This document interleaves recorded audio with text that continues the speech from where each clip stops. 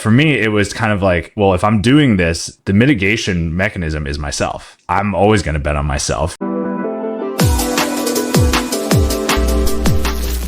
This podcast is for informational and entertainment purposes only and is not investment, legal, or financial advice. Opinions are those of the host and guests and do not reflect any affiliated entities. Investing involves risk, and past performance is not indicative of future results. The host and guests may hold positions in discussed securities. Now, please enjoy the show.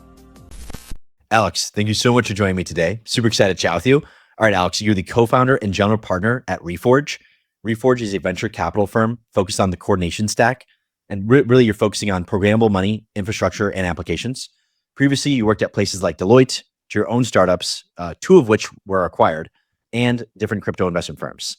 All right, so I was listening to an earlier podcast that you did. I think it was actually released yesterday. And you actually discovered crypto in 2012 era, 2012, 2013, I forget, but through a RuneScape bot farm or something like that. So I want to hear about that story. Yeah, so this is something that I talk a lot about because it was my first introduction to Bitcoin. But adjacent to that, I think there are some details that are important to highlight. The first of which is where I did this. So I was in college already. This was sophomore year, and I was a big RuneScape player growing up, and I think many of the people in the industry were. And I realized that maybe I could use all of this experience and time for making some money while I'm in college. And I was studying applied math, computer science, and economics at the time. So it was kind of like this perfect convergence of taking what I was learning in school and building out kind of these autonomous bots that would play the game for me. And this was kind of the second iteration of bot farming. Because RuneScape dates back well before 2012, and real world trading, very common in some of these types of games, right? From RuneScape to World of Warcraft, was this massive market, hundreds of millions of dollars, believe it or not. And so I wanted a piece of the pie, and kind of built my own system in which the game would play autonomously. I would level up characters. I remember stacking laptops in one of the academic buildings in school, and it was interesting because the market was so big, I was essentially competing against massive Asian farms, where they would have hundreds and if not thousands of either real players or also autonomous systems, and so. I was getting priced out. The speed in which people were producing these bots kind of made me have to find a niche, and that niche turned out to be the payments. So there were some buyers that you go onto all of these forums, you have all these Anon accounts, right?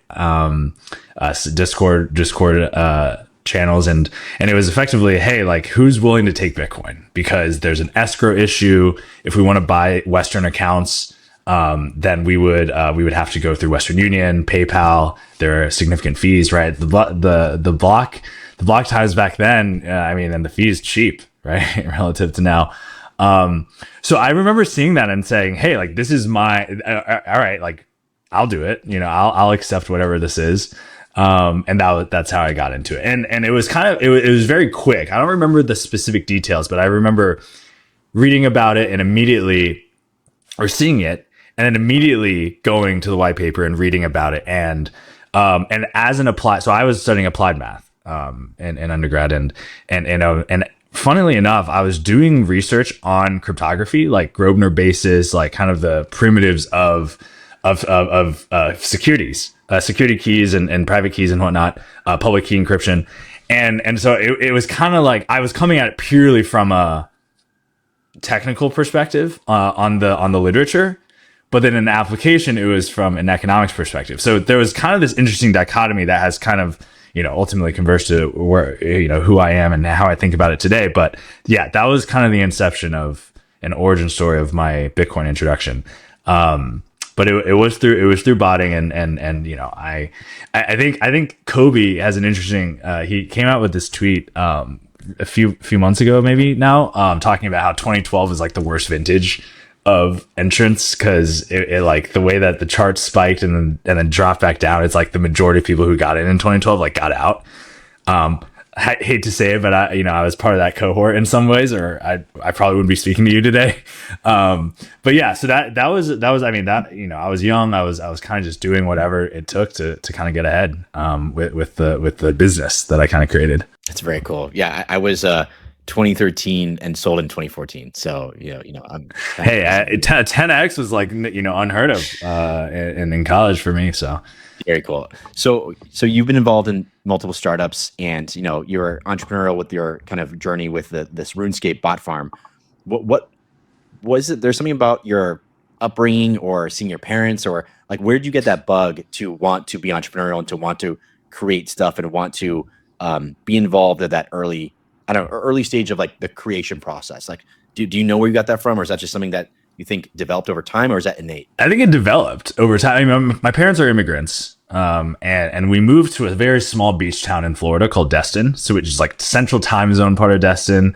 I've come up with so many different categorizations of where I grew up, like the Redneck Riviera, the Bible Belt, the Panhandle. So central time zone part of Florida kind of gets people like, wait, there's a central time zone. Yeah, so really close to Alabama, and the environment was everything you can imagine, especially for immigrant parents and then an immigrant family. And my parents were very risk off, right? My mom was a teacher. My dad was, my dad, one of the smartest people I know. He was in the military in Taiwan, came over, ended up just working, in kind of this engineering shop, a local engineering shop, producing stuff for like Boeing and Northrop and kind of like, because there's a big military presence in the area. So there was no entrepreneurial spirit, I guess, apart from taking the leap to come to America, from my parents, and so it was most certainly, I would say, developed because I think with my parents in particular, they were very risk adverse. I think they only invested in real estate for like the majority of their life. Didn't really participate in the markets. And I think it developed because of that environment, right? I decided to kind of take this very contrarian, which maybe is innate, but this very contrarian, type approach to life, I would say. Everyone around me stayed in the area or went to schools locally. I immediately left. I just saw the world as a much bigger place. And the only way to really kind of break out of that environment was to take risks. And it most certainly matured over time. I would hardly say that, I was like gung-ho and willing to risk it all back then. I've had to break a lot of behaviors that the what ifs, right? That my parents really kind of grounded me as a kid. But I think it really, the risks were all hedged on kind of my own abilities and experiences, meaning, I think when you manage risk with a trade, for example, right, you kind of, there are certain things that you do to hedge and to manage. But for me, it was kind of like, well, if I'm doing this, the mitigation mechanism is myself. I'm always going to bet on myself, to kind of the Mayweather mentality of if I'm going into this, I'm putting more money on myself to get more out of it. Right. So I think that was a development over time, but that was kind of like where I took my career. And that's why I went from, say, a Deloitte in terms of kind of more structure to, hey, I'm just going to go straight into startup land. It's almost like the ultimate form of rebellion to your parents, because like in a way, it's real estate. They didn't involve in markets. They very traditional, like big corporations, and you're doing like startups and markets and crypto even. So it's like a very positive form of rebellion, right? So like I would consider positive. So that's very cool. So after your startup journey, you actually joined a firm called Old Fashioned Research, which is a crypto fund. Could you tell me about that? Kind of like, how did you decide to make the leap into crypto and join that initial firm before going to Shima? Yeah, there's some lore with Old Fashioned, and I think it's kind of like, if you know, you know. So maybe taking a step back, just more context, I think would be helpful. So yeah, my startup journey has very much influenced my investing style, very 0 to 1. I was an early engineer at both companies. And I wore so many hats, right? I was an engineer first, and then eventually went into product, did a lot of ops, analytics, to help support the internal sides of the businesses, et cetera. And then both those companies were acquired. And so I've kind of really got to see that phasing, as well as kind of the grind and what's necessary to build successful companies. But I didn't come from finance, right? And so there was this gap when it came to, okay, when I'm transitioning both my career into crypto as well as investing, this missing link of, okay, what are the different elements of kind of capital structure, capital formation, trading, right? That I'd miss from an institutional perspective. Obviously I did a lot of that personally, experienced kind of the business side of it from structuring the companies, but really kind of getting my hands deep into looking at charts all day was definitely something different. And so I actually, when I was jumping in, I went back to grad school. So I did this technical MBA with a focus on cryptography and distributed systems at Cornell Tech. And it was very tactical in the sense that I went to this school, great business school with Johnson, but then it had this element of, hey, you have the opportunity to study under one of like the OG cryptographers. So Ari Jules, who's the chief scientist at Chainlink, and he was on like the top list of like potential Satoshi Nakamoto's. Like he kind of, I think he authored one of the earliest papers of proof of work. Like proof of work was this idea that existed before Satoshi. And he was one of the authors of kind of how that would work. And so I was a fan. And I said, if I went back to grad school to kind of level up, right? Both from, hey, let me get let me get some business tools under my belt.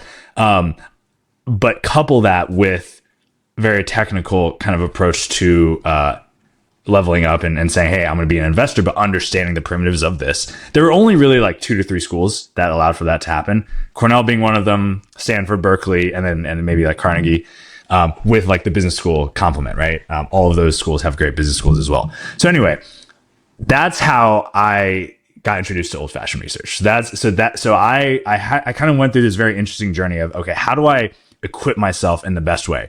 And old fashioned research was just one of many other funds that were very keen on kind of bringing me on board after I started tweeting, putting myself out there. I think a lot of people who kind of created their own path in the industry started with Twitter, X, and created a name for themselves.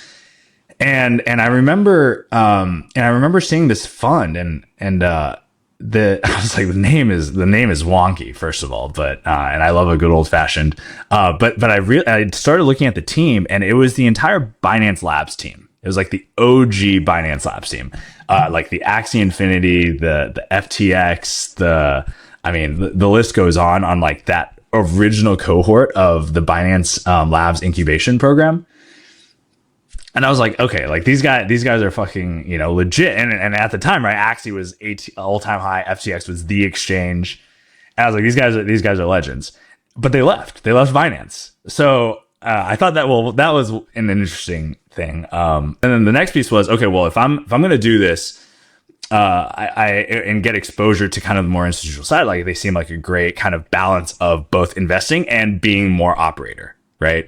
And so Old Fashioned is specifically a multi-strategy investment firm. So they were doing everything from venture to liquid to incubations to acquisitions, M&A.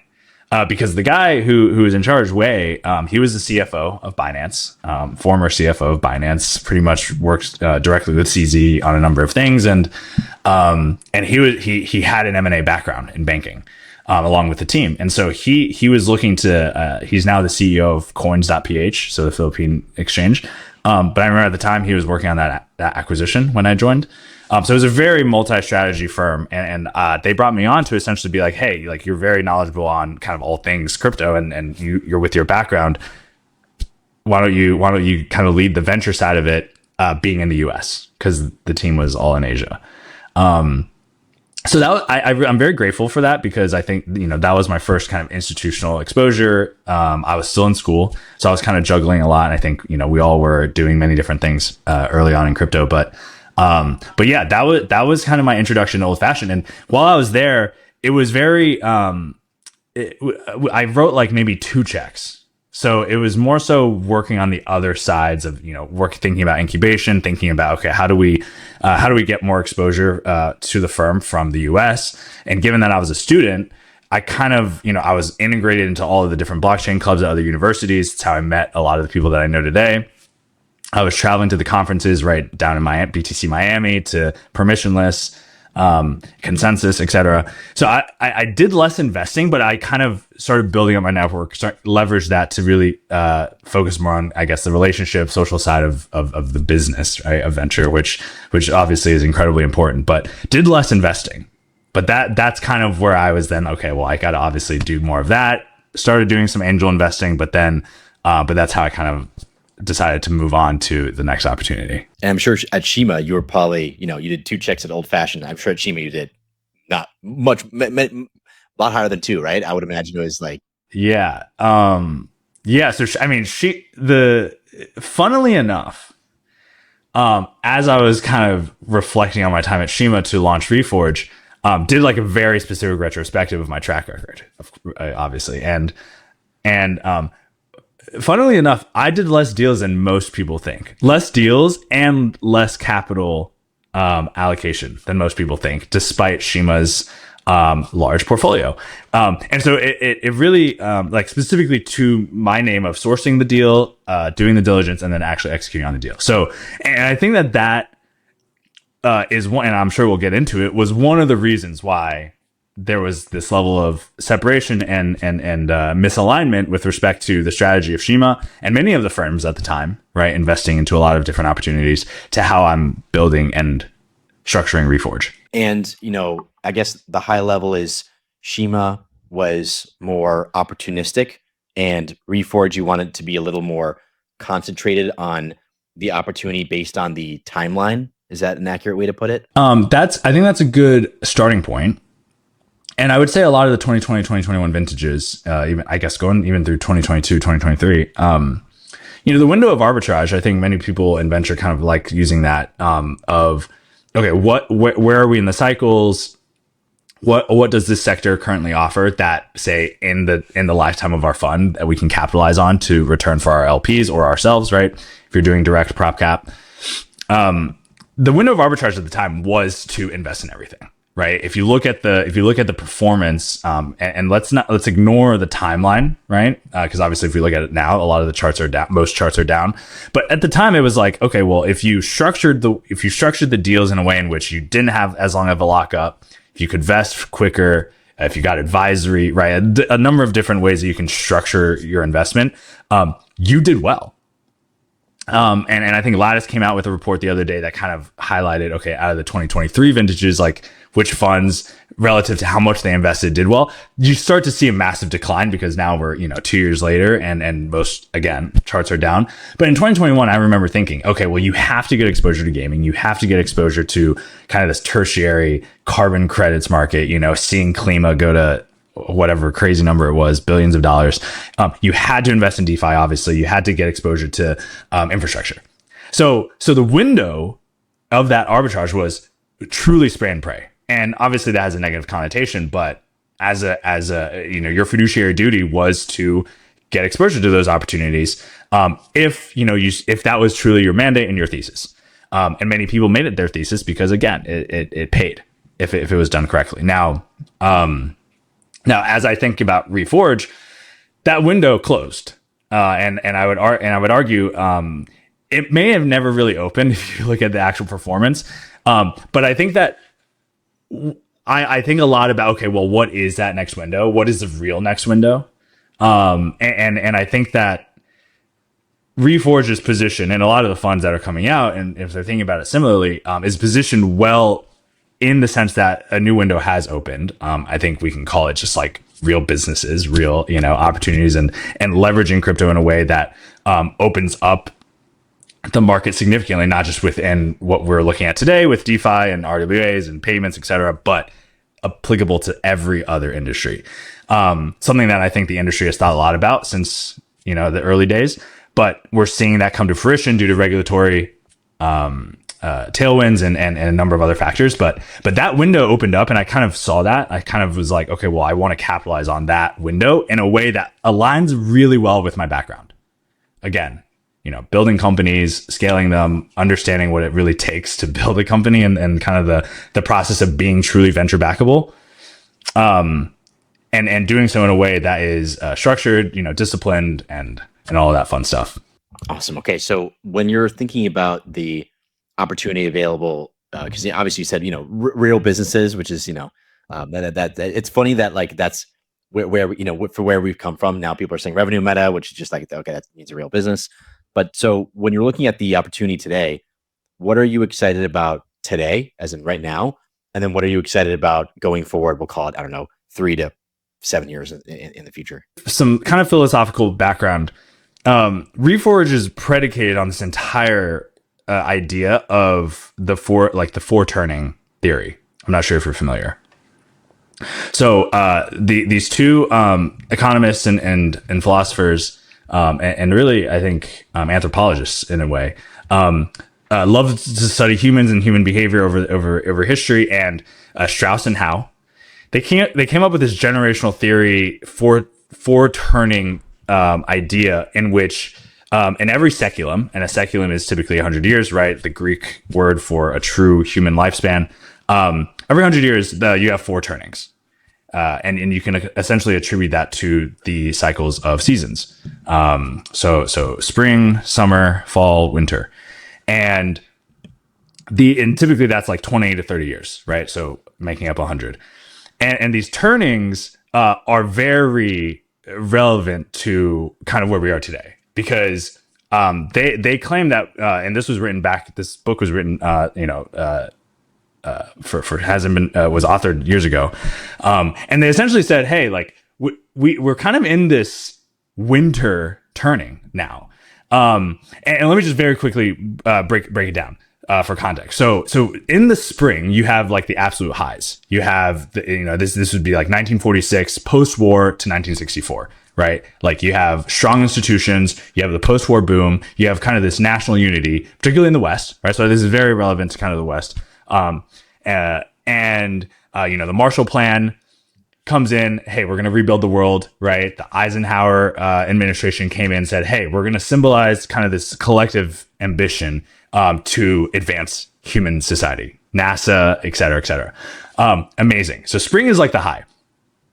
There is like, then you have like the summer. You have this kind of cultural awakening, right? So coming off the highs, it's like, okay, well, we kind of want to leverage this high to rebel, have like cultural rebellion, a spiritual renaissance, if you will, because hey, like, well, we should get more of the power, right? Not the authorities that are kind of taking advantage of the highs, right? So this is where you started to see like civil rights, 60, 70, the whole anti-Vietnam movements, right? So essentially you're like, okay, well, people first, sovereignty, kind of, and then obviously Watergate was like, okay, well, the government's super flawed. And then you get into fall, which is kind of like, okay, now things are starting to come into to fruition of things kind of showing failure, showing breaks in the wall. Fall of the Berlin Wall, right? You essentially end this history of optimism and everything that we built up to this point post-war. And then 20 years after that, what did we have? 9/11, right? So you kind of have like this erosion of globalization and unity and vulnerability of people. So then after 2008 or 2001, then you led into the financial crisis of 2008. And so now we're in winter. So 2008 for another 25 years, we are in winter. Now, what is this? It's systemic collapse. It's the rebuilding opportunity. It's understanding that the institutions that have gotten us here are fully in crisis mode. Now, we're getting a lot of catalysts that are speeding that up. One of them being AI. But this is, this theory you can apply to many different seculums, 100 years seculums in the past. It's just highly, highly relevant now. So when I think about what we invest in, it's fundamentally knowing that crypto is a substrate to be part of the reforging and kind of the rebuild of society, right? In which you have permissionless systems, you have this enablement of sovereignty in a digital sense, because the whole idea of sovereignty and agency originated back in Athens, right? Athenian democracy, and then you kind of saw over time people want sovereignty, people want agency and autonomy with their lives, and you get really beneficial results, right? During the Enlightenment, you ended up with the Renaissance. With the Industrial Revolution, you started getting this like, okay, well now let's focus on the suffrage movement. Let's do civil rights eventually. But then in the digital world, that has yet to really come to fruition because there's so much control that we've lost due to these institutions. But we're seeing the collapse of that. So when I think about where we invest, it's because we're in winter. How do I think about spring? What is going to be our seculum spring? Because that's going to be an absolute boom, not just in the economy, but just the advancement of society. And so, and yes, you have your AIs that will enable that. You have other industries enabling this. But if you really think about how, where crypto comes into play, it came at the beginning of this winter. And I think we've spent a lot of time discovering how do we apply this in an effective way? How do we get people to buy into this in an effective way? And I think we're there. So we're 15 years in, right? And we're saying 16 years in, and we're like, okay, well, now that this technology has like the right backings, it has the right interest, it has the right applications. I say, let's leverage this in a very unique way to bring about the spring of the next seculum. So that's a very overarching philosophical view. So how does it apply to in practice? In practice, the firm is a coordination stack, right? You said that at the beginning of the intro. What that really means is, okay, well, these coordination systems are collapsing, right? So tying it back to the philosophy. But fund one, right, will be the coordination of capital markets, the coordination of money and liquidity flows, et cetera. So, and that's very important because, well, one, the use cases are in front of us, right? DeFi has been the predominant use case alongside with payments and a lot of everything related to money. Doesn't mean that we're restricted to that, but that is the short term. We know that this works. We know that there's growth here. So that's where we're spending time. And that's where we want to allocate capital because there's still massive improvements to be made. That also covers up and down the stack, right? So, okay, how do you actually enable this? You have to have the middleware. You have to have the settlement layers. You have to have, everything in between. That also means that we're very keen on consumer fintech, right? Because we're now starting to see how this technology is, applying to people's real lives. Everything from credit cards and yield and savings accounts and being able to break out of enabling sovereignty, right? Being to create generational wealth, right? Retire your bloodlines, as Crypto Twitter likes to say. That is DeFi. That is crypto. That is this enablement of a sovereignty associated with their capital. But in the longer term, and we see that kind of spanning for a long time. But I guess to answer your second part of the question, the longer term vision is, okay, well, the coordination of capital markets is just the beginning. I envision a lot, and I think we're starting to see that with, DPIN, we call it DPIN, and other things, but like the coordination of physical resources. Now, we've struggled to really see growth there. And I would say a lot of it has to do with supply. A lot of it has to do with we're just not there yet. But yeah, I would say in 5 to 7 years, it's the best time to do it. I think we're seeing this inflection point with compute, right? Everyone's talking about compute and AI and energy. That we have some funds in this space like Crucible that are essentially just focused on that. And so there's this massive opportunity of coordination of physical resources, coordination of compute, energy, that I think would be a great opportunity for us to also look into. Maybe not in this first fund, but again, we are a coordination stack firm. And so the idea is to have different strategies, different theses, all things coordination.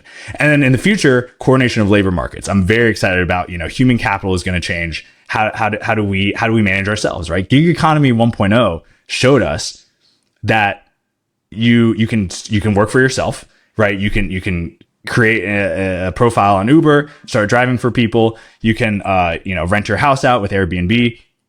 What does that mean when you start having AI enabling you? What does that mean when all of your money is, through crypto rails? The gig economy is going to go through this revolution. the way that people work and interact with each other is going to go through a revolution. So the coordination of how people interact, I think, will also be a very great opportunity. So maybe that's further down the line, but most certainly DeFi is kind of where DeFi, financial infrastructure, which is why right now it's programmable money, infrastructure and applications as part of the core firm thesis at the moment. Amazing. Okay, so this fourth turning, this is something that you developed this thesis and launched the firm with that in mind completely as like the overall or overarching opportunity set, where it's okay, we're going through this winter, this period of the breakdown of traditional systems and structures and institutions, and what technologies are enabling the reformulation of these institutions in a hopefully better and more efficient and faster, stronger way. There also is a second part of this, which is kind of the manifesto of what venture means, because I think that's really important to highlight of, okay, well, if we go through this current process of allocating into projects, I don't think we'll get there. And I'll be very specific, right? Like investing in a pump and dumps, trying to get, the under the table deals so that you can see some level of return, because, venture, and I'll put it very frankly, maybe not that something that you and I want to hear talk about much, is like, it's one of the toughest asset classes, right? Like if you're good, you're going to do exceptionally well. And like your firm, the people around you, your portfolio companies are there. It's an absolute like boom. If you're bad, and it's very easy to be bad in the sense of difficult to succeed. So it's the worst thing to come back from, right? And so I think that dichotomy and bifurcation of unfortunately the peaks and valleys associated with what we do is something that people decide to take shortcuts on, right? And crypto has allowed for those shortcuts to exist in a permissionless way, in a new non-regulated way. But if we kept going down that path, I actually think the industry as a whole would eventually collapse, right? Because I think the general sentiment towards it will continue to be negative. Regulation would have never gotten behind it. Sure, we've seen some catalysts and interesting factors that have attributed to its success up until this point. But part of the Reforge thesis, in addition to the actual, I guess, investment philosophy, is just a complete restructuring of how we want to actually allocate capital. So I think with those two in mind, yes, that kind of served as the underpinning of why Reforge and why my partner and I decided to do this. How long does this winter? How long do you expect this winter period to last? And are you nervous that, hey, maybe I'll miss it and maybe we'll reach spring too quickly before we can effectively deploy into those kind of institutional defining next generation companies? I don't, because I think we would start to see the signs of spring. Yeah, even now, and maybe we do, right? I think we are we are booming, right? I think we are getting there from a pure economic state perspective, but I think that there are enough signs from a socioeconomic state, right? With the sentiment people have, the different types of sentiment towards the economy, towards the government, towards institutions, the behaviors. Right. I spent a lot of time reading about the psychology of humans and the collapse of the middle class, for example, because this is all tied in. And especially with DeFi and hyper financialization, gambling as being such a big part of crypto. This is incredibly important. We're now starting to see a lot of the discourse in the industry talk about, okay, well, wait a second. Robinhood is introducing prediction markets for everything, right? For entertainment. And people are now like, okay, as a shareholder of Robinhood, that's concerning. And so, yeah, I don't think that, despite kind of maybe, all-time highs, maybe kind of a temporary thing, given the administration, given kind of how the Fed is managing the capital and kind of US money imperialism, I think it's more of a short-term gain. And like, we're still progressing. Like, we're far from kind of where we could be if it were truly spring. Especially with AI, especially with crypto, especially with kind of the stuff that we're seeing develop and providing value to the real world. So that actually just excites me more. So instead of saying, okay, like, are we close to the top because things are feeling pretty good, the markets, are looking decent, especially on the equity side, like ripping. No, I think it just means that we're getting started. And I think we have another, I would say, decade. Now, the standard deviation of that, plus it could be like plus or minus 5, right? It could be 5 years, given where things are going with AI. But I think a lot of the limitations of cost and energy cost of energy, cost of compute are kind of stagnating that in some respects. And I'm kind of like a AGI still kind of far off stance. But so yeah, I think that there's still time, plenty of time. I think that's why I'm super excited. So I think it's important to also think about portfolio construction, because as much as I want to invest in, crypto, trading, compute, trading, I think it's a little early. I think it's, I think the short-term opportunity is what's in front of us with DeFi, financial infrastructure. But I think eventually when we start getting into the other stuff, that's when we'll start to see the transition in the spring. So will a signifier that is spring be like when I like our public education system or our healthcare system, or like, is that like a signifier, or like? Actually, yes. Education is kind of this dark horse. Healthcare, healthcare, education. Going off on a tangent. Okay. I did this study I studied abroad in the UK, and I did this like thesis because I also minored in economics, and I focused my studies during my study abroad on economics. And I did this thesis where my tutor or professor at the time asked me to advance economic growth theory. And I was like, what the fuck does that mean? Like, how do I do that? Well, you could have taken it so many different ways, but in my mind, it was like, okay, well, GDP is the best indicator of economic growth, right? Well, what impacts GDP? So I kind of did this whole prediction model of, okay, if we can predict GDP, we can essentially advance economic growth theory by essentially targeting the elements that impact GDP the most within a country. The three, and I use the world health, like the finance data set of like the pillars of competitiveness to like actually create the model. The three most important pillars of a country are education, energy, and healthcare in terms of impacting GDP, which is insane. Like I did this study in 2014, and I think about that a lot, like so much, because like I eventually, depending on where my career goes, I started a healthcare company in hopes of like being a part of that, and I realized, we're not there yet, but you just hit on two of them, which very impressive. Kudos to you. But like your mentality is on the right track of, we need to fix healthcare. We need to fix education. Like these are highly important parts of kind of a developing, a progressive nation, especially when it reflects actual economic growth, i.e. GDP. So yes, I would say when you start to have conviction in reformation in education, reformation in healthcare, particularly in the West, right? And so I think globalization has allowed us to be a bit more generic with our comments, but I think specifically the West, especially with our healthcare, yes, I would say that would be kind of the turning. Very cool. Very cool. Okay, so I want to talk to you a bit about how you're finding founders and how you're finding companies today.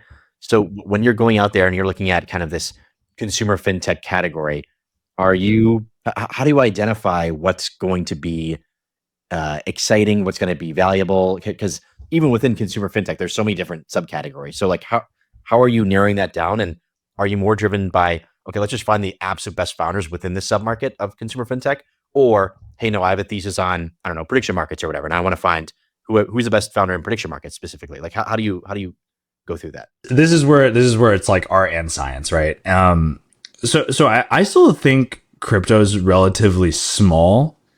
And so when I'm talking to LPs wanting to looking to invest and get exposure to the industry, I still wouldn't call us a generalist fund in the sense that, hey, like we'll invest in many categories despite crypto's potential application in them. So that means like crypto, I would still say, is a concentrated type thesis for a venture fund, right? It's like if you say, hey, I invest in crypto, like that's still considered concentrated, similar to if you only invest in agri-tech, right, or deep tech. So with knowing that there's like some level of limited scope, I think it really comes down to founders. I think, sure, we can have a general thesis, but I think that also just really kind of confines you to maybe one particular belief that might not be right. And I think it's important to believe in something, right? You have to have conviction on what it is, but I have conviction in crypto. I have conviction in the overall industry succeeding, and identifying the best founders, building the pertinent products to realizing that. So when it comes to sourcing, I wouldn't say necessarily, hey, like we only want to look at payments, or oh, stable coins are really hot, prediction markets are really hot, so like let's focus here. I mean, also when that sentiment comes to fruition and you see that consensus on X, it's already too late, right? Like hopefully you've made some of your bets there, and then now it's time to move on. How we do this is very interesting. Right now, it's just myself and a partner, my co-founder Carl, and we effectively realized we need to outcompete larger firms as an emerging fund. Outcompete in the sense of sourcing the opportunity, getting the allocation that we want, and then obviously actually investing. So with those three things, how do we create an edge for ourselves? So we actually built an internal system. I think a lot of firms are starting to get smart about it. Okay, like we want to track Twitter followers. We want to, start seeing things a little bit earlier, particularly on outbound. We do 99% of our deals on outbound now. And so, collaboration with other VC firms typically tells me, hey, like, they've either already got their allocation or they're passing, right? And so, or I'm buying their bags because they did it around earlier. Which of course, like I'm still looking at those opportunities, right? I think that I'd be remiss not to. I wouldn't be doing my job if I didn't. But where we want to sit as an early stage fund in which we co-lead, we prefer to lead and co-lead our deals. And I think that goes to the whole conviction thing. My co-founder was also an entrepreneur. He built a L1 called Logos Network. That was the primary competitor of Solana back in the day. Was immediately acquired by Ripple. Kind of the architecture serves as the underlying XRP ledger.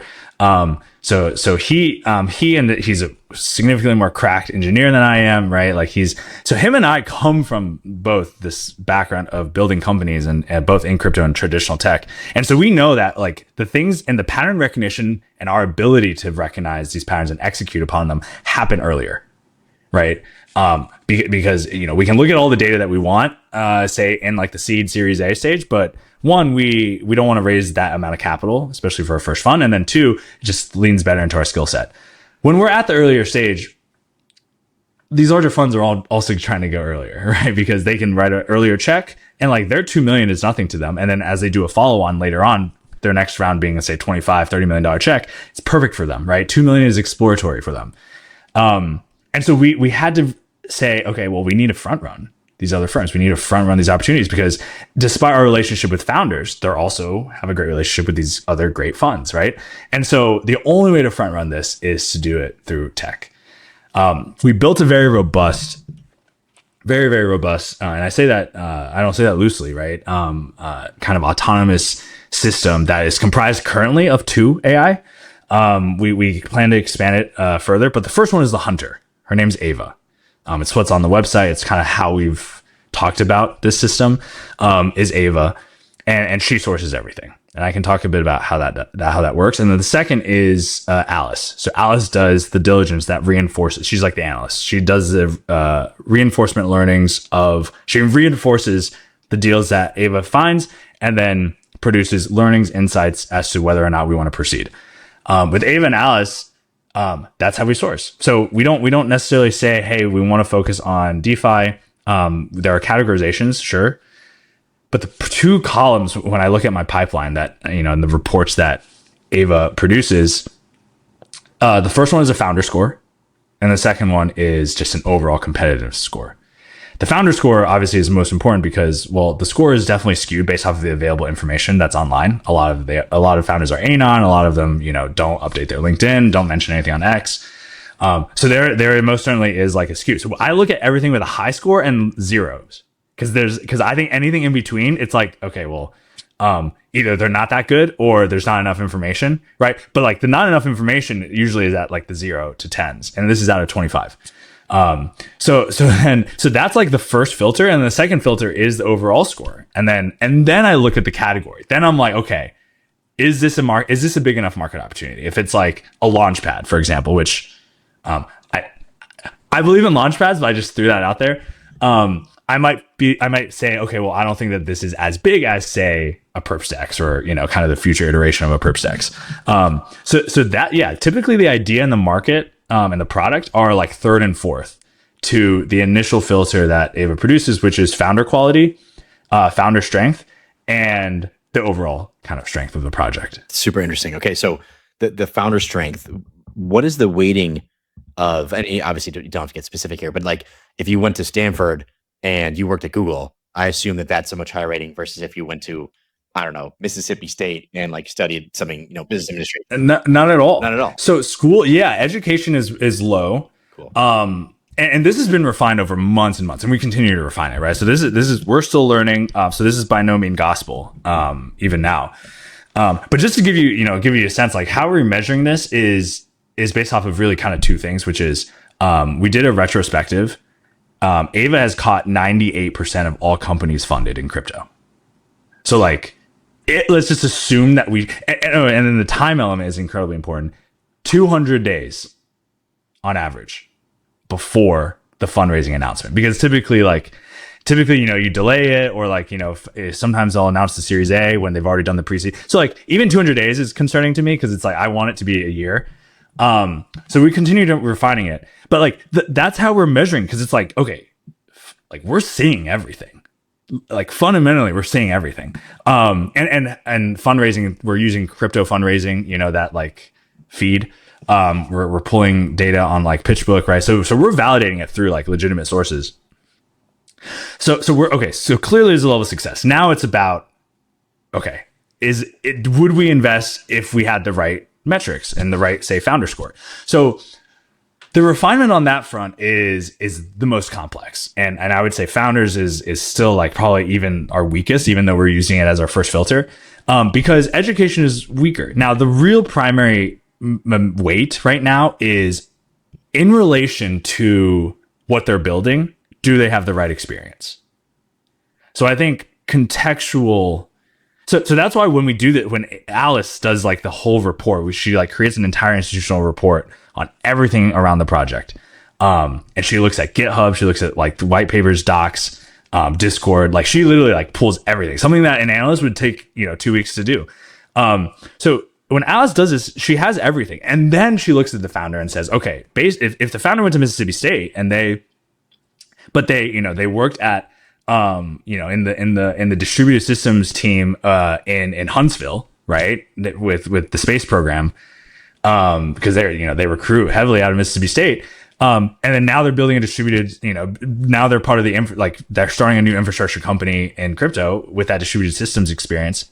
That would be way higher than a Stanford grad, like way higher, with someone, I was an engineer at Google. And then now yeah. So I think that it's all contextual based, like that's how we've gotten smart about this, right? It's, we kind of ignore typical signs. And this wasn't done, this wasn't achieved overnight. But yeah, we've started to really identify these patterns. And I think that's what's also important with me and Carl doing this, is because we are at the GPs at the end of the day, making the investment decisions. So we're able to codify the pattern recognition that him and I execute on a day-to-day basis, which is very difficult to communicate to, say, an engineer. Hey, AI engineer, build this out for us. And there's going to be a disconnect. So him and I built this, right? So we're both formerly technical, or technical. And so I think that helps, being super tightly coupled with kind of how we think, built directly into Ava as like a representation of that, has been very helpful, because then there's no gaps. Whereas I know a lot of firms like USV, I think, is very vocal about hiring an AI lead to build effectively this AI native firm, as they call it. And a lot of respect to kind of how they're thinking about it. It's effectively how we want to think about it. But I do think that the gap here is that it's an AI lead building it and not the investment professionals ultimately making the decision. So I think that has been very, very helpful for us. And so kind of bringing it back, the founder qualities are typically not what you expect. But our biggest problem now is that there's not enough data on the founders, right? It's okay. Well, very fortunately, the last few deals that we've done, they've been a bit more vocal on X. We kind of can see their personalities. We can kind of see their LinkedIns. They do update it, even though they're crypto.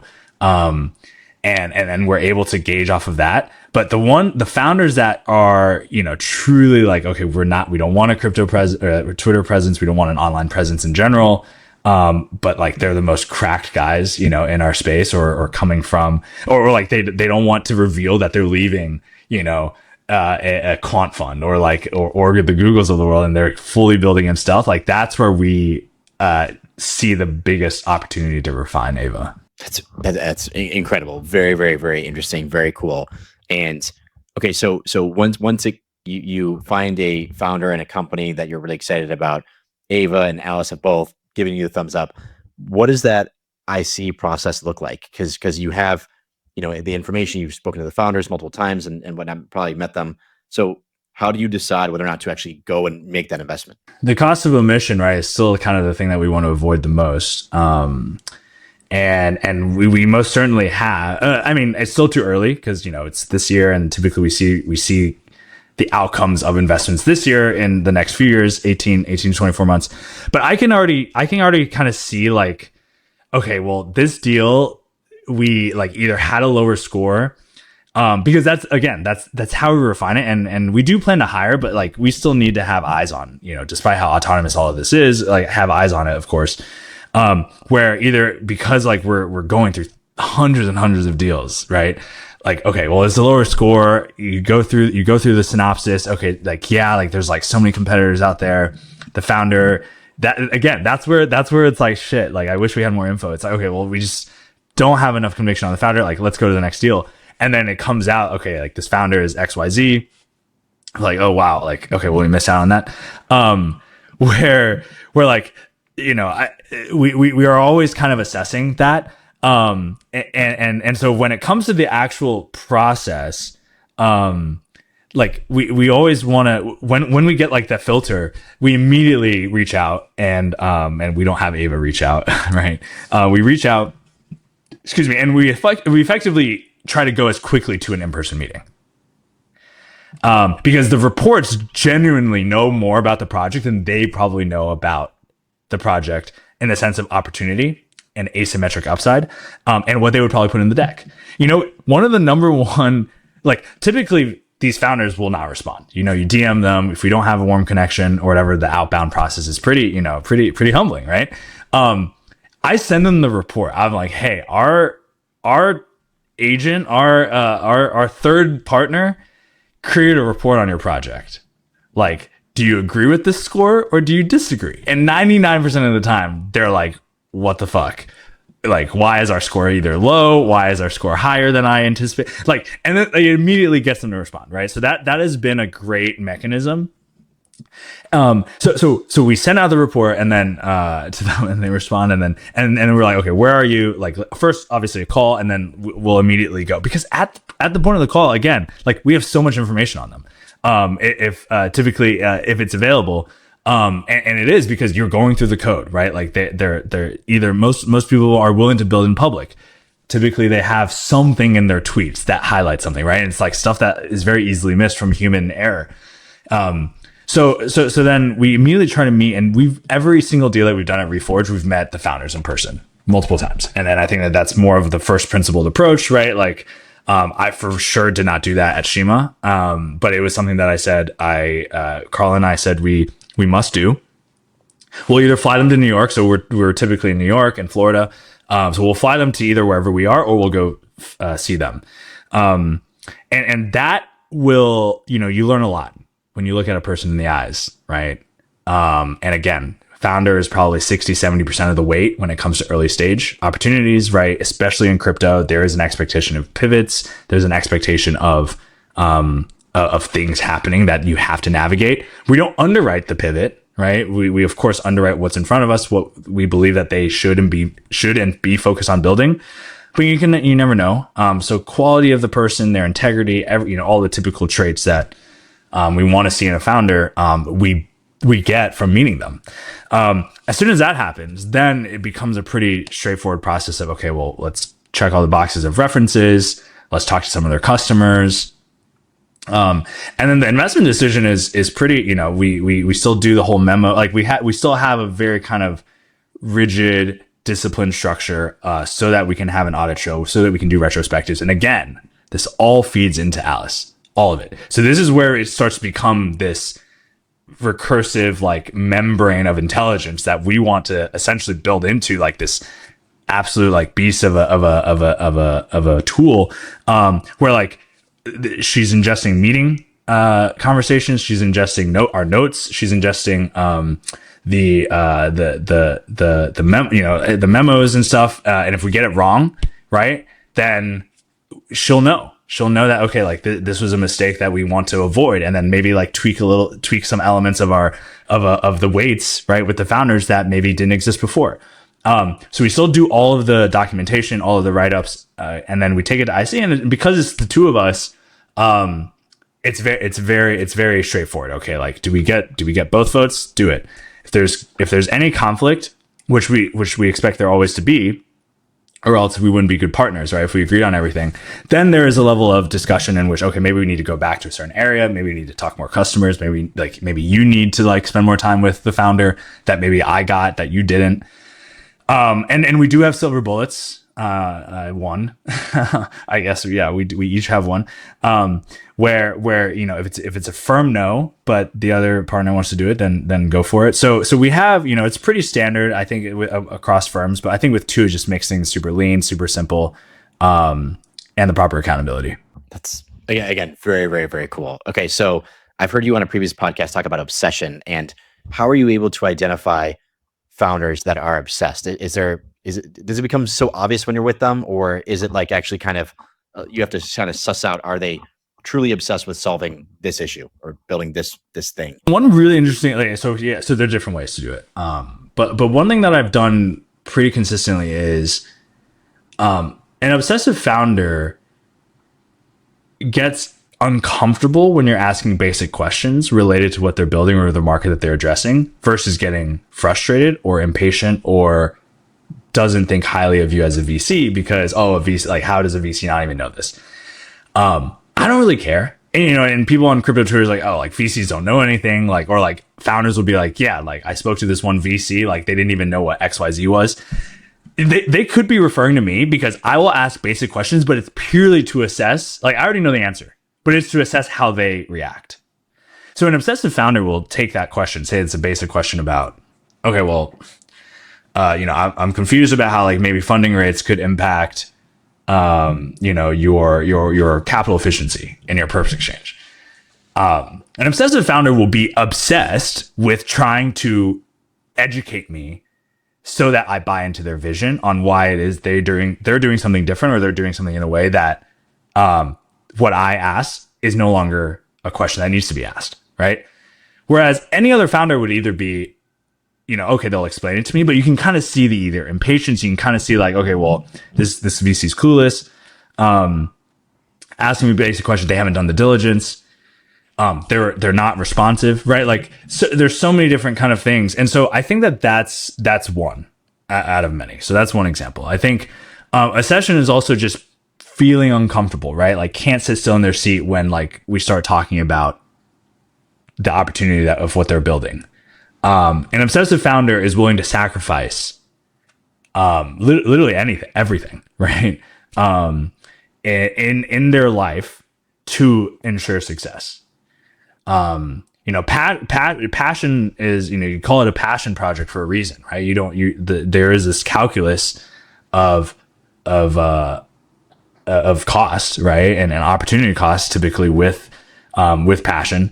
With obsession, there is none of that, right? There is no calculus. So you start to ask these questions, and again, this is the art part, right? This is really the art part, and I'm by no means am I getting it right 100% of the time. But when I do feel it, when I say, okay, like, and that's why I read a lot of biographies. I read a lot about the successes and the obsessive nature of like Ferrari, Enzo. Like this guy was an absolute demon, and it's like, okay, you read about the way that he treated his company. You read about Walt Disney building Epcot on his deathbed, right? Like didn't really talk to his family as he was kind of talking about the designs for Epcot in his deathbed. That's obsession. And so that you kind of try to like build this model and pattern around those individuals into kind of the people that I speak to today. And it's a spectrum, right? It's not binary. Okay, if you're not Walt Disney, then no. It's okay, well, where do they fall on the spectrum? is there growth to be had, right? Because I think obsession can most certainly grow. And then also if they're getting beaten down, does the obsession falter or does it grow, right? So that's probably the second most important thing is like I try to put them into situations where, okay, like not everything's perfect. Do they get kind of do they kind of lose that energy, that spark when you talk about their flaws, or are they like still excited, saying, okay, yeah, but like don't see that as a major issue because of XYZ. You know, we maintaining that level is also kind of the second indicator. But yeah, it's hard. It's a deal by deal basis. Depending on what they're building, a person basis, right? Like some founders, are willing to have this conversation over like a drink, right? Or over like we'll play poker together. We'll like go to the gym together. Some only want to have it during coffee, right? Like some are older, and so like they're like kind of looking at me, being like, "Why are you asking me about my childhood?" Right? You know, it's like. So I think there's every situation is different, but maybe hopefully that's helpful in giving you some. No, definitely. In terms of capital deployed, what is the ideal percentage for in terms of equity versus token deals? I know today's structures are like often equity with token warrants because who knows where the value will accrue. But if you could decide exactly where, would you do like 50-50? Would you do like 80% token, 20% equity, or vice versa? Like what is, in your opinion, the ideal for Reforge in terms of the equity versus token split? Today, I think there are structural flaws that prohibit us to do any split, meaning, what Leschner's doing with Superstate is interesting, where he's taking public companies and then saying, hey, like we can tokenize this. We can be like the one-stop shop, the real canonical representation of your tokenized asset on chain. In that way, like you could just you can start to say, okay, we can create mechanisms in a framework in which that split then says, okay, as a public security, your PDE ratio, for example, now applies to maybe your token FDV, and then like that then influences the market decision to, be bullish or bearish. But until we have that really set in stone, either whether it's a regulatory thing or whether we have, more super states or doing it at scale, and by no means, is necessarily super state the end all be all, but like just as an example, then we can figure out ratios and figure out, okay, where can it truly accrue, where it cannot, etc. So knowing that is somewhat of a black box for the industry, then it has to be 100-0. It has to be 100 on one or 100 on the other. I think we're doing some interesting experiments, right? With MetaDAO, with Futarchy, right? And letting markets decide governance and how that might impact who owns what. But one really good example is you're essentially jumping the gun with trying to split it, as much as it may benefit us as the investor to have exposure in a unique way. Because if you look at Windsurf, and I highlight this a lot recently because people talk about, okay, tokenize your equity. Great. Like, yeah, it's not just about the markets though, right? If you look at Windsurf, when Microsoft said, okay, we're not going to buy you, and then all of a sudden they're getting offers to buy the IP, and then the acquihires get absolutely fucked out of their equity and ownership. The tokens offer kind of an enlightening way, a new way to structure it, to manage it, to allow people, instead of, having to sell your secondaries, right, under the table as an employee before that deal gets done, which, is illegal. And then, you have to run and just jump through so many hoops. You have an open market, permissionless market to execute and to manage that. So I think that this impacts the livelihood of individuals working at these companies and protocols. Especially if you start off as an equity only business and you say, hey, instead of getting acquired or going public, I want to launch a token. So I kind of went off a tangent there, but yeah, I think it's very difficult to say, the value will accrue because ultimately we're just not in the position to split it, right? When it gets to that stage. And I remember very vividly, like 4 years ago, I think CoinDesk or one of the publishers came out with an article about the valuation of Polygon. And I was like, this isn't what I saw in CoinMarketCap, right? The FDV or their market cap. and it was like the article was citing the equity value, and then obviously we can see what the token value is, and I was like, this is a huge discrepancy. Like, how are they calculating this again? And when I was getting into it, I was like, this is very important. Fundamentals, like basics for the industry to have some canonical understanding of how value is being attributed to one or the other. And I remember at the time, it was like a bunch of my TradFi friends, who were getting into it and getting excited in 2021, right? Pico top. They would ask me, be like, yo, like, this doesn't make sense to me. These guys are bankers, right? These guys are traders. I was like, yeah, me neither. So I think that we've come a long way, most assuredly. But I think on that same note, like, I wouldn't want us to jump the gun ahead, again, and then create that confusion. As much as it may benefit like early investors, but I think 100-0 is the only way to do it. So we'll convert fully to token when we identify that when the time comes via the warrant, or we'll keep it on the equity side if that's what they want to do. And how do you feel about the evolution of tokens? Because I kind of see that with the new administration, there's new SEC and they're more pro crypto. So are we going to see more or less tokens? Because I almost feel like they're I mean, especially this period of time, I'm a bit bearish over the past few months, just considering markets are all-time highs. Crypto's kind of been going sideways. And are we going to see people just choose equity and like, hey, I'm not even going to launch a token. Tokens are not really needed for these specific reasons, whatever the reasons are, and I'm just going to do equity? Or do you think that we're actually going to see more tokens in the future that are more, I don't know, equity-like, or maybe something not even like that, something totally different? Yeah, I think the lack of access is one. Due to markets, I think skepticism towards crypto, lack of access is still a big problem, right? Which is why DATs exist, and we do not need to go into that. I have a very simple answer on what my thoughts on DATs are, but like that to me, DATs are a vehicle in which, because we haven't solved proper user experience, trader experience, experience for the actual people executing the trades, right? That's why ETFs are, the inflows are going towards the blue chips with ETFs. DATs exist because it's the mechanism in which you can get exposure despite the MNAV, despite, paying $1.50 for $1 worth of value. And so to me, it's like, okay, it's the way, the form factor in which you can engage with the markets. That is a massive barrier. And it's similar to like, it's similar to like how it's funny how, when you build a baby company or like an infant company, your buyer are the parents, right? Not the baby. Even that's who you're serving. We're serving retail and we're serving institutions, but the buyers are still the RIAs, and like, they're not willing to engage. And so you have to create this vehicle that is a public company and much easier for them to manage. That's why DRs exist, depository receipts with Asian companies, right? You don't go to China and try to say, okay, I want to buy Alibaba. No, like, you create a DR, right? Citi created an ADR that said, okay, now you can purchase Alibaba through a depository receipt. So yeah, it's purely form factor, purely experience based. Now, do we eventually see this shifting? This also brings up a second question. With the SEC, the security, I think all tokens should be a security. Maybe a hot take. Like, I think that there is the asterisk here is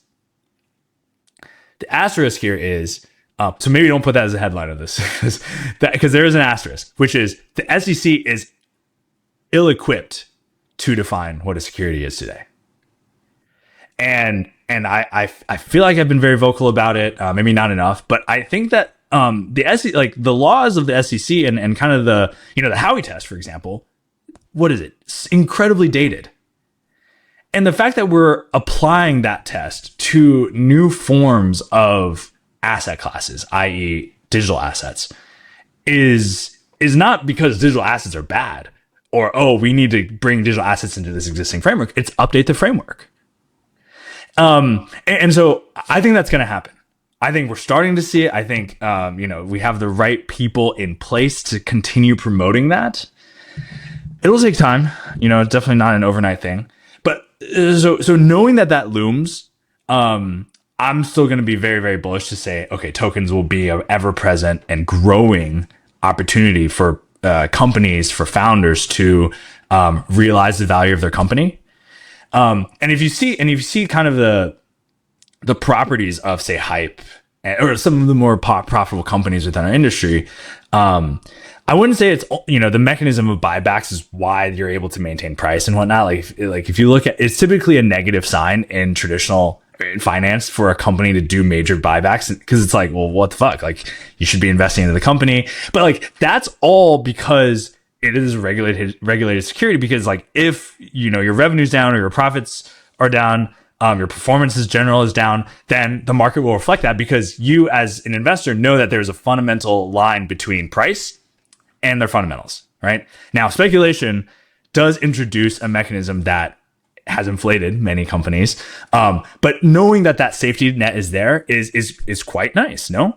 Whereas in crypto, this company can be doing amazing things, and like that has been the arbitrage for a lot of traders, for a lot of liquid funds and stuff. Okay, wow, this token's valued, and maybe like we'll throw some activists investing into it, boost up the price. That line does not exist. I'm saying that line needs to exist through an improvement of the securities framework as defined by the SEC. And so like, I don't think that, oh, well, this is only going to be an equity journey.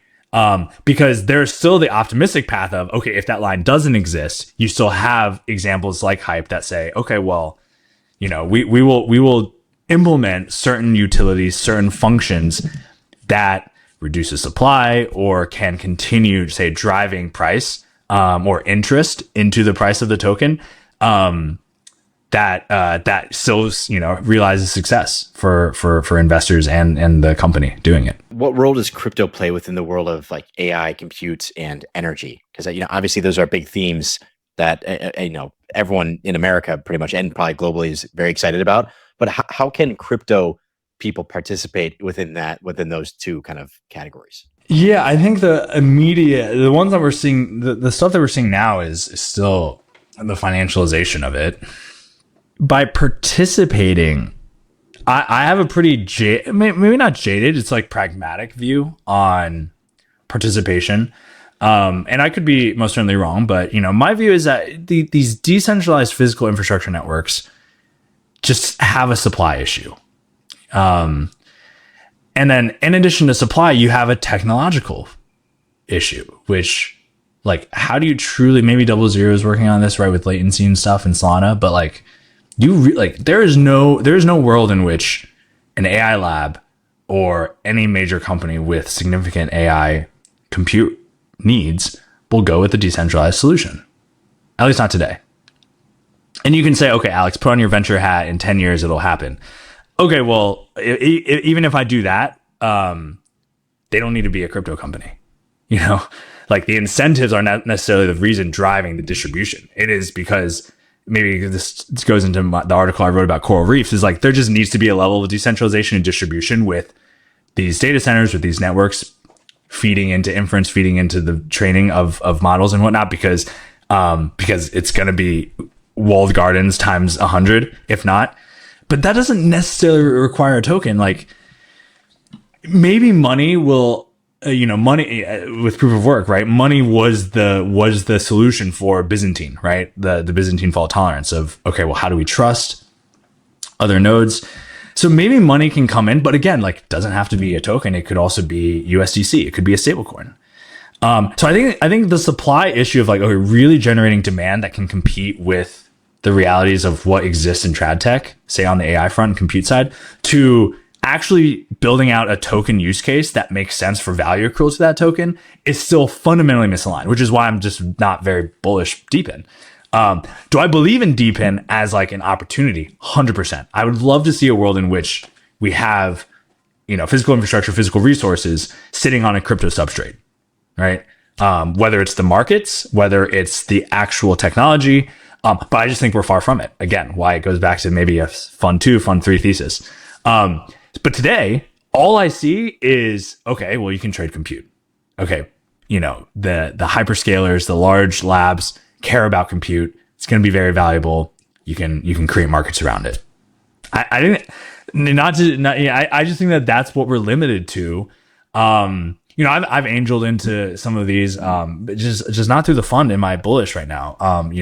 Some of the distributed compute networks, and this is by no means a dig on them either. Like, what they're doing is where I want to see the world, right? But I think the timing is going to be very complex. I think the demand of compute is not met with even today's infrastructure and trad tech, right? Like, and Meta is spending an exorbitant amount of money just trying to figure out how do we optimize our grids, the grid from the power, fueling the energy, which is fueling the compute necessary to handle what we want to do. There's no world in which today decentralized players are able to compete at that scale. But can we trade it? Yes. What is crypto really good at? Creating markets, in a permissionless way. So I think that's how we get exposure. I think that's how we can, in the meantime, engage in that world. Now, on the AI front, I think it's just more so the opposite, which is AI helps crypto a lot more than crypto helps AI, right? I think decentralized inference, it's been quiet. Like what's going on there? That was like a hot narrative 2 years ago. Again, I feel like I've been pretty vocal about just the nuances associated with the technical limitations as well as the real business use cases, like which institutions are really saying, hey, like we want to go with this route. I think that we're seeing a lot of use cases in academia, which is nice. There are most certainly profitable crypto companies doing this, right? Don't get me wrong. But I think writ large, it becomes much more difficult to, one, consider that a venture backable opportunity, because we're just betting on the narrative creating that 100x multiple that we're seeing in like Teslas and, the multiples, the narrative multiples that we're seeing in trad tech. Like that's going to continue playing out if we continue saying, hey, let's invest in this. Because I just don't think they're venture backable in the same sense that, okay, you as a company are truly hitting the $5-10 billion values due to value created versus speculative value generated. Alex, this has been amazing, but it's time for the closing questions. I wish we had more time. It's crazy because no, for sure. This has been fun. We got through like 20% of what I wanted to ask you. You'll have to come on again for number 2. But all right, is the 4-year cycle dead? Yes. Yes. Okay. Give me a bit more. Why do you think that? The 4-year cycle was predicated on a lot of regulatory concerns, predicated on a lot of kind of silos of sovereign nations, right? Trying to position themselves advantageously, depending on, okay, where can crypto be, whether it benefits us, whether it's a detriment to us. I think it's dead because, one, there is a collective unity of what this can do for many countries. And then also how the private markets are impacting it, right? From, okay, well, there's obvious interest from major companies, from your PayPals, Robinhoods, Stripes, etc., all within fintech. And the administrations should acknowledge that. Even going, I mean, I could eat my words, but like I fundamentally believe that like there is a lower bound in which you can't go any lower with pushing back on crypto after this administration and the impacts that we're seeing. Now, if we have a major blow up, then yes, I will probably eat my words. But I think that like we are entering kind of super cycle type mentality, and the volatility associated with the markets will just be reflective of typical market imbalances or behaviors that we see in other kind of more solidified industries. Very cool. All right. What is a belief that you hold today that your younger self would disagree with? Yeah, I would say perfectionism is a very dangerous thinking, right? I was always optimizing for perfect grades, perfect scores, perfect handwriting, everything like. And so most certainly, perfection is a major cost to progress. And I believe that more than anything after building companies, talking to founders on building companies, right? Anyone who seeks perfection is going to fall behind. You can most certainly the most successful people in the world are not there because they optimize for perfection. Love that. All right. Do you have a habit or something that you do that moves the needle for your kind of performance or clarity? Yeah, I'm incredibly focused on my wellness and health. I move in some capacity every day. So I've been doing this so I went to a military school, so Virginia Military Institute. When there I gained like 40 pounds of muscle. I like had a growth spurt, and I've maintained that. So it's been 10, 11 years since then. Every day it's like this thing. It clears the mind. I think it's very cliche, but it works incredibly well for me. If I feel uncomfortable, I feel like most certainly not mentally clear if I haven't like moved, gone outside, done some sort of physical activity. So when you say move, it can't be walking, or is walking fine? Walking is fine, but you can't just be walking, right? I would highly recommend activation. So walking is typically a recovery for me, or like maybe I I'm sore, or whatever the case. But walking is recovery, like activation of muscles, even like lifting. I don't consider that activation, right? Like I'm talking about prehistoric, like you are surviving because if you get injured or if you're not physically fit, you are dead. It's evolution. And I fundamentally believe that, right? It's like if you're not moving your muscles, right? Like you can squat all you want, but if you're not like doing sprints, if you're not doing like some functional movement, then I think that you're not optimizing for your wellness or health. So yeah, I'm going into summer. I'm like doing 2-a-days, right? I'm like getting up is like I gotta get the aesthetic. But like even now, it's like I want to make sure that I maintain some level of physical activity. That's awesome. We could have a whole podcast just talking about that. Down, that's down. That's super cool. All right, Alex, last one. What's your favorite book? Fourth Turning. No, I mean, I think, yeah. So I mean, obviously, I highly recommend people read that. I've gone through, I mean, both personal and professional, like just a lot of ups and downs. I think meditations has had a huge, profound impact on me. From an entertainment perspective, I mean, when I read Aragon for the first time, right, like the Dragon trilogy, I mean, I highlight that because it's just like, at the end of the day, like life isn't, you can simplify life and you just enjoy the little things. Like Aragon, I remember just being infatuated with that book, ripped through it like in a day, and it was like a huge book at the time for me. Now I'm just giving you different examples, but yeah, and then again, I think I mentioned biography reading. I think the Estee Lauder biography, fascinating. Like that woman has done incredible things with what she was given. So I love reading about people before me, great things. And obviously like your very common ones, right? The Steve Jobs, autobiography is fantastic, or biography is fantastic.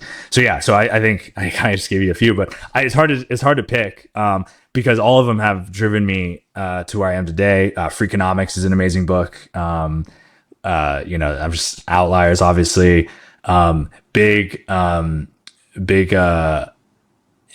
Sapiens guy. So yeah, just kind of I'm all over the place, but Aragon, and then I'm a big like random sci-fi reader. So a lot of like of stuff like the storm novels. Now it's leaving me, but yeah, I love reading sci-fi fantasy as well. Amazing. So hopefully there are a few in there that people can dig into. Awesome. Well, Alex, man, thank you. This has been incredible. Where can people learn more about yourself and learn more about Reforge? Yeah, so X, most certainly. So Reforge is Reforge_VC on X. I am Linfluence. That's where most of my socials are. And on Angels Allocators. Amazing. All right, man. Thank you. Appreciate it. Thanks, Andrew. This was fun.